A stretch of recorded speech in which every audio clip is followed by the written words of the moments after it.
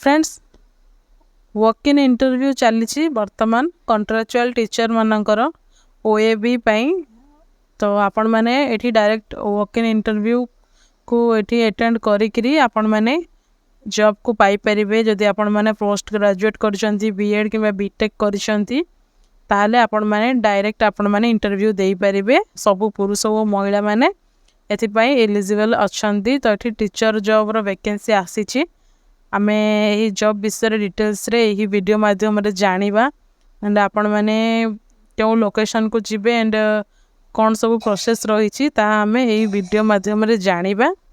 And जदि interested अछंती ताहले शेष पर्यंत देखंतु आराम से सब किछि जिंस जानि परिबे। तो चलंतु स्टार्ट करबा वीडियोटी एंड कौन कौन बेनिफिट्स भी रही ताहा भी आमे एथिरे डिस्कस करि नेबा जा द्वारा आपण मानकर सब किछि जिंस क्लियर हे परिबो। तो चलंतु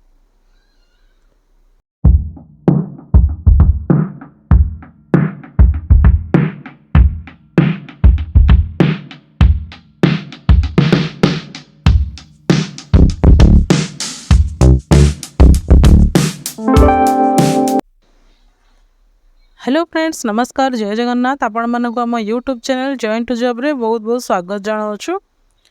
तो फ्रेंड्स वर्क इन इंटरव्यू वर्तमान चली recruitment of contractual teacher phase 2 in OAVs of Kalahandi. तो ये आपण मैंने ऑलरेडी डॉक्यूमेंट वेरिफिकेशन करके आपण मैंने चाकरी पाई परिबे। तो आमे यही जॉब विषय डिटेल्स टी जानि नेबा। Odisha Adarsha Vidyalaya Masani Munda block Kesinga Kalahandi has recently published a latest job notification for the post of PGTS Mathematics and PGT Computer Science through document verification। तो आपण माने डायरेक्ट डॉक्यूमेंट वेरिफिकेशन द्वारा एठी जॉब पाई परिबे जदि निजर क्वालिफिकेशन रखिचंती ताहाले।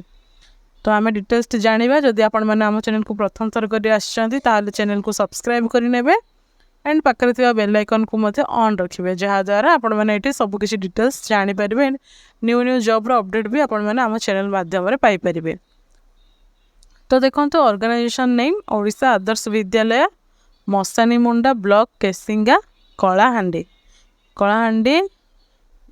डिस्ट्रिक्ट पे रही। Who can apply all Odisha candidate gender male and female candidate उभय पुरुष और महिला ओडिशार जदि आपण माने कैंडिडेट होइछंती ताहाले ही आपण माने अप्लाई करि परिबे जदि ओडिया आसुची ताहाले। पोस्ट नेम देखंतु PGTs mathematics and PGT computer science.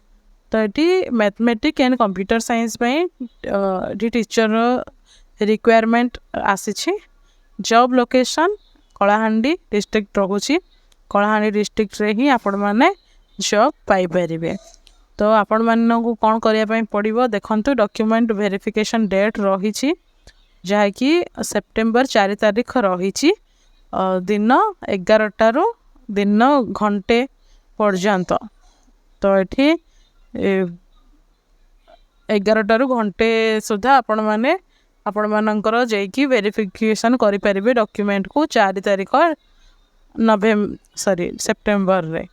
Then apply mode कौन रहिबो work in interview document verification only. तो आपण माने डायरेक्ट जाइकी सेठी अटेंड हेगी निजर डॉक्यूमेंट को वेरीफाई करके आपण माने सेठी जॉब पाई परिबे जदि आपण माने सेठी इंटरेस्टेड अछंती ताहाले।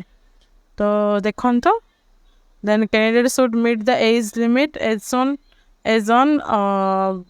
13/3/2025 for PGTs mathematics and PGT computer science of Odisha Adarsha Vidyalaya Masani Munda block Kesinga Kalahandi. तो ये आपण मानकर एज कौन रहिबो 18 वर्ष रु आपण माने 65 वर्ष बयस मध्य हेइतले भी आपण माने अप्लाई करि परिबे।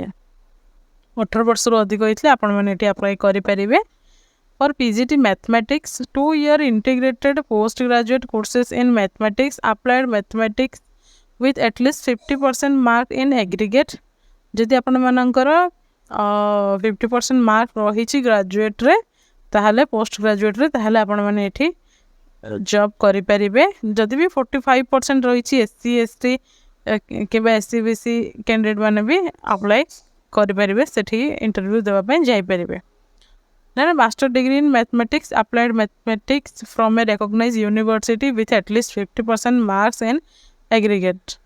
And bachelor degree in education, a course prescribed by NCTE from an institution recognized by NCTE and affiliated to a recognized university. जदि भी सेमाने बैचलर्स डिग्री करछंती एजुकेशन रे बीएड करछंती ताहाले भी सेटा भी रिक्वायर्ड रहिछि. नन देन एठी कंप्यूटर साइंस पे देखंतो computer science पे at least 50% marks in aggregate 45% for SC ST PH SC BC candidate मानक पय रहिछि. BE और BTech कंप्यूटर साइंस पे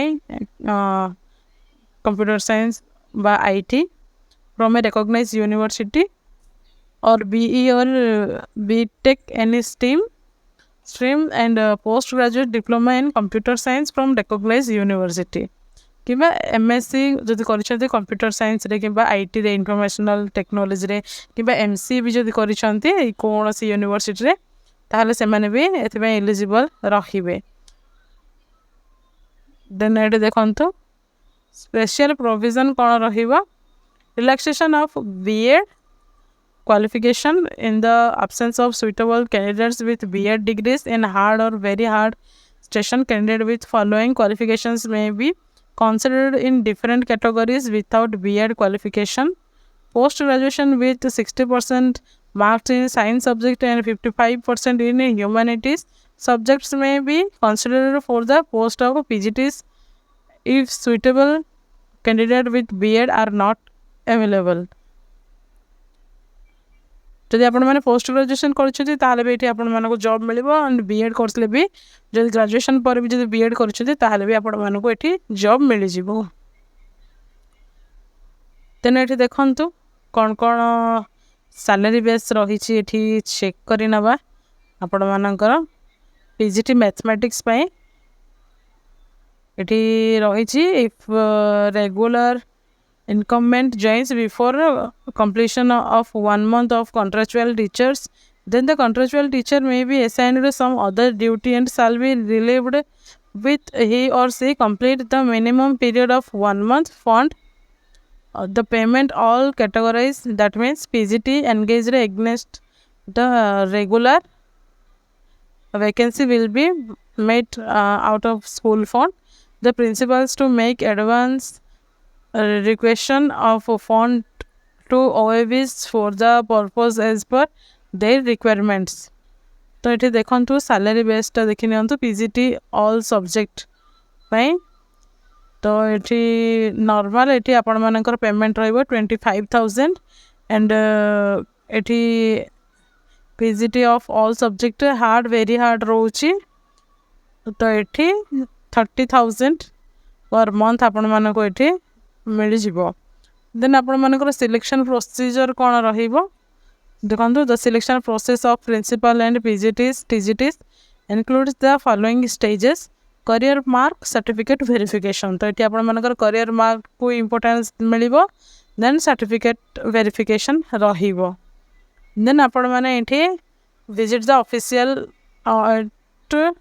यही लिंक रे आपण माने क्लिक करिकरी ऑफिशियल वेबसाइट को पहुँची पारे एंड ये आपण मैंने अप्लाई करें रजिस्टर करें. तो आपण मानकर सबू जिनस से एंटर करें. तो आम देखने कौन रही आपण मैंने कि भाव से आपण मैंने अटेंड करें इंटरव्यू को. तो जदि या पूर्व रजिस्ट्रेशन रिक्वायर्ड रोचे तो कि भाव करेंगे चलते देखने.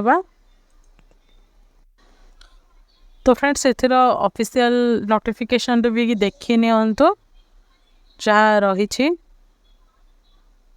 क्वालिफिकेशन विषय भी पुणी थे रही एंड सैलरी एंड सब्जेक्ट विषय भी रही. आपड़ चाहिए डिटेल्स रे यहाँ पढ़ी पारे. डिस्क्रिप्शन बॉक्स रे आपण मानक मिल जाव. तो आपण मैंने सेठू सबकि डिटेल्स आपण मैंने पाइपर.